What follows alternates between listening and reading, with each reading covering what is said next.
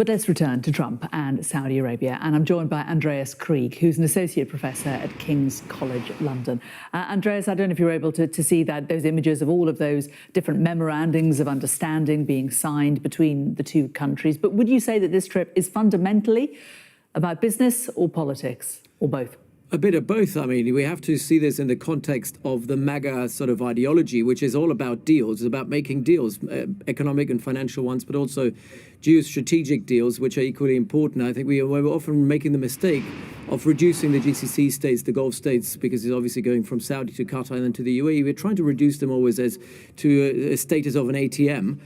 Certainly, there is a transactional element to it, hundreds of billions of dollars worth of deals being signed, but there's also a geostrategic element to it, where there are geostrategic deals to be made. The United States want to withdraw from the region and do so by handing over a lot of that burden of statecraft, let's put it that way, to the Gulf states. And so relying on Saudi, Qatar and the UAE to solve crises and to allow the Americans to kind of withdraw gradually, rather than getting dragged back into a region that doesn't, at least in the MAGA ideology, doesn't really fit into the overall grand strategy of Trump's America.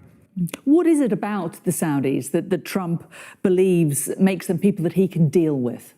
Well, I mean, all the Gulf countries, the Saudis obviously as well, they're extremely transactional. There is an element of strategic culture in Saudi Arabia. They like to, we look at it as somewhat a pay-to-play sort of system, but I think the Gulf states don't look at it in just the same sort of cynical way. They like the certainty that comes with it, where you put money in, you provide something, and you get something in return. It's extremely transactional, and I think what the Saudis don't like or didn't like about democratic governments or democratic presidents in the past is that there's a lot of ideology. Everything is cloaked in terms of values and norms. With Trump, none of this really exists. It's really pure politics. It's realist and it's interest-based. And that's something that the Saudis can deal with. It's interesting, isn't it, looking at these images and the warmth between the two men here. So different, isn't it, to that greeting that Joe Biden had in 2022? Absolutely. I mean, there's a lot of pageantry, there's always a lot of pageantry around all of these sort of visits. But I think it's quite remarkable that there is an element of warmth there. I mean, all of the Gulf countries were really looking forward to Trump to return to the White House. Probably the only area anywhere in the world where people were looking forward to Trump to return to the White House. And so the Saudis got this sort of visit, and it is extremely warm. And I think they've gone past these, hiccups, if we want to put it that way. I mean, it was a period of quite a lot of disruptions after the murder of Jamal Khashoggi in 2018. And I think the Americans moved on from that. Not just the Trump administration. I think collectively, institutionally, there's a realization in Washington that if you want to deal with Iran, if you want to deal with the Houthis in Yemen, if you want to do anything in Syria, you need the Gulf states. You need Saudi, you need Qatar, and you also do need the UAE. And more fundamentally, he needs them for cheaper energy, doesn't he?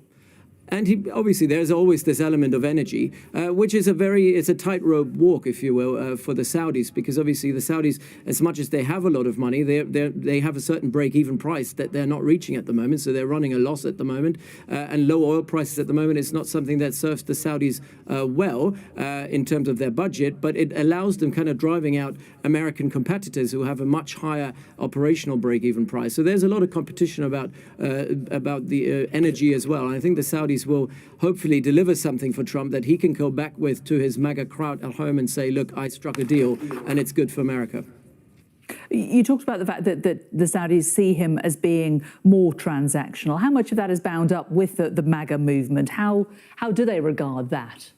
I think it's extremely closely tied up to the MAGA movement. So these two transactional elements of MAGA, one is get more investments in the United States. It's very transactional financial. And the other one is let's withdraw from the world and kind of delegate statecraft and burden of conflict to local partners. That's very much at the core of the MAGA movement. And that is not just Trump. That's also the special envoy of Trump to the Middle East, Witkoff. It also applies to the vice president, J.D. Vance. Obviously, there are some neoconservative elements in the administration as well who do want to be more hawkish on Iran and kind of potentially drive a war against Iran. But they have been silent. People like the former national security advisor who just got fired was one of them. I think the MAGA movement is taking over, and it's very isolationist, and it gives the Gulf states, and that's quite, I think what is remarkable here is that they're relying on the Gulf states to pick up some of that burden, where they're saying to Israel, we don't trust the Netanyahu government, we can't do deals with Israel, and instead we are looking at the Gulf as somewhat net contributors, if you will, to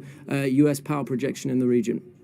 I mean, it's so early days, isn't it? It's only, 113 days into his second presidency. But do you think this transactional strategy that he's applying to international politics is actually working? Do you think we are potentially seeing more peace, more things being agreed than we would have anticipated? I think we in Europe are very cynical about Trump, and for good reason. His rhetoric is not something that we can identify with. But he's someone who thinks outside the box. And when we look at the Middle East and the complex problems that we're dealing with, there aren't any military strategies to drive any of these security problems or to solve any of these security problems. What you need are deals, and he's someone who's willing to strike a deal, if you will, with the devil in order to get the headlines for it. So he's thinking outside the box, and everything is up in the air. The problem for him is not delivering a deal necessarily, but is obviously delivering a deal that is sustainable. And I think that's where Trump lacks the understanding of driving this home. But let's get a deal done first, for example, on Iran, which would have the full backing of the Gulf states, which I think would be the first step in a sort of calming the tensions that we've seen in the regions happening since the 7th of October 2023. What about the renaming of the Persian Gulf? Well, I mean, this is part of his rhetoric. Obviously, the Arab Gulf states would find that extremely important. If you go to most of the maps in the Arab Gulf, they would call it the Arabian Gulf. You go to Iran, they'll call it the Persian Gulf. I think they're running the risk here, the Trump administration, to unnecessarily antagonizing the Iranians, who really take offense when you refer to the Gulf as the Arabian Gulf.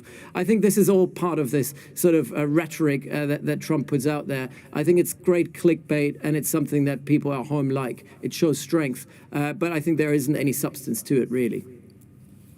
The president's moving on to Qatar. This gift of the plane, the 747 from the Qataris, do you think this is problematic? I mean, he's laughing it off and saying, this is a great deal for America.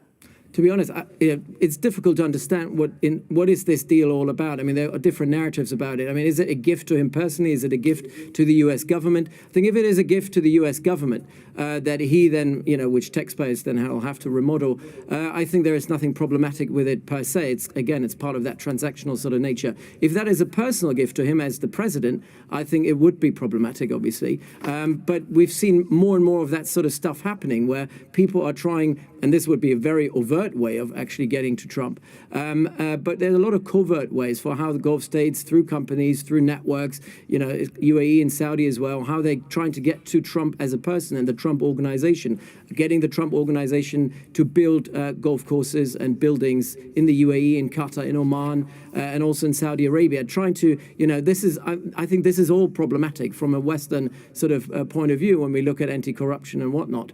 But I think it's part of the nature of that regime that Trump is building in Washington right now. Dr. Andreas Krieg, Associate Professor at King's College London, really great to talk to you and to get your expertise.